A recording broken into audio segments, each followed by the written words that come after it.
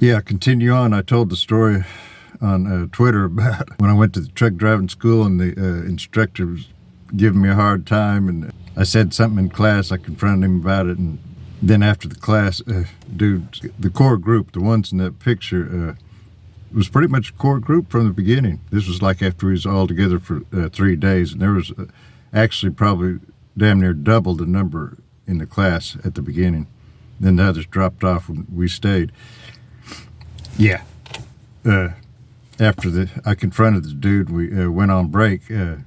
DeMarcus came around and said, "Atom bomb," you know. So I told the story of how I got my nickname, and then during that school they had recruiters come in from all kind of trucking companies. You know, one kind of stood out to me from the others. They drove Long Nose Pete's. It was a flatbed company, and their claim, he showed the recruiter showed his check stubs about how much money you could make, and it was way more than what any of the others said. But it was also flatbed. It was a lot more work. You got to secure your load, you know, and that's like a skill in itself. Yeah, it's a lot more work. But anyway, when we graduated, you know, I couldn't imagine. You know, I was the only one that chose to go with that company.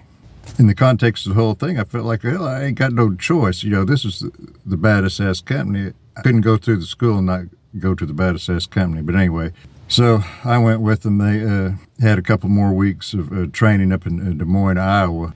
The biggest thing I remember about that was how the training culminated with driving all day around downtown Des Moines. Yeah, it was great.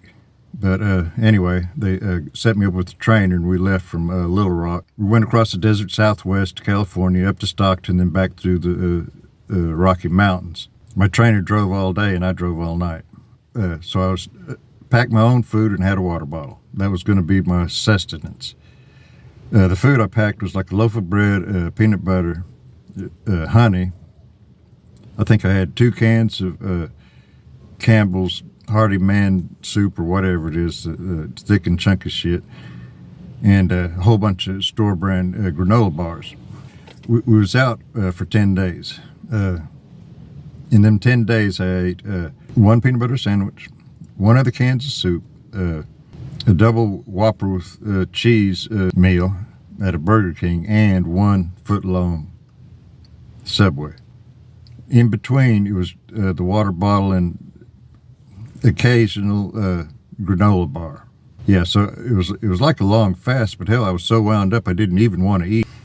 The other part of it was I really didn't sleep. I didn't sleep I couldn't crawl up in that cab and go to sleep. I spent most of my time during the day awake on the passenger side. Part of what I'm trying to tell in this story is about how I have come across online, probably in real life too. I'm mostly quiet all the time. I've heard this shit over the years about, on more than one occasion, somebody saying, I don't like somebody who never says nothing because you don't know what they're thinking. So I present that way. So same way online, you know, it's like I never engage. The only things that occur to me to say on a lot of this stuff that I encounter online is like, yeah, it's good. You go, boy, you know, good post, you know, some kind of cheerleading shit, you know, so I don't comment in that way. Most of the time I'm trying to absorb the stuff that I'm encountering, and I'm not really challenging it or questioning it a whole lot, at least not when I first encounter it. Then I've moved on to something else. So part of this is like I said, I was going to reintroduce myself and apologize for my presentation online. Or explain it anyway. I'll just pick out one section of this 10-day trip. You know, my trainer explained to me that he was in this Christian, like a sect, or I get what we ordinarily say nowadays, cult, but I think he used the word sect. That he had a book, and he tried to tell me the author's name. I'd never seen or heard of it, but the way he explained it was, if Christianity had a Taliban, it'd be them. He talked a lot about who was going to hell and who wasn't. You know, and right off the bat, I could see, well, I was one of them that's going to be going to hell. Well, I guess I just Googled it a minute ago, trying to find out, can I find this place on the map? And I guess it was Connors Pass, apparently. And it was after this was over, my trainer told me, yeah, this is the loneliest highway in America. It even names it that on the map. And I looked to see, yeah, it sure did. So I just Googled it and see, yeah, how they talk about the loneliest highway in America. At any rate, so the way I experienced it was probably 1 o'clock in the morning. And so we were approaching this small town. And I ain't seen no traffic forever. It was great. I loved it. It was a beautiful drive. You could see the stars and shit. The way I remember it was we kind of passed through this little town and we started going up this hill. I guess they had some warning signs, and I noticed it. My trainer, now he didn't sleep either. He didn't get in that sleeper either and go to sleep, just like I didn't during this whole time.